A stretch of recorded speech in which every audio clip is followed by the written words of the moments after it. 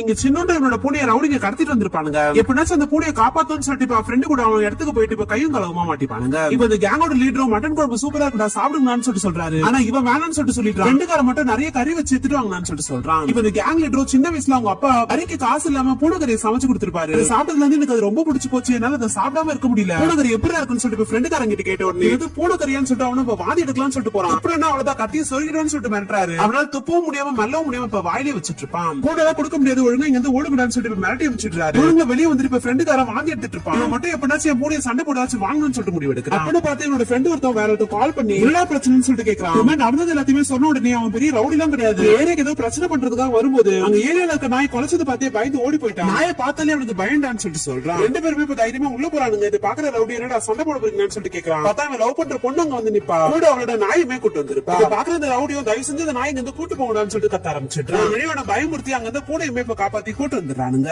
கடைசியில இவன் லவ் பண்ற பொண்ணுக்கும் ப்ரொபோஸ் பண்ணிட்டு ரெண்டு பேருமே இப்ப ஒண்ணு செஞ்சுட்டாங்க.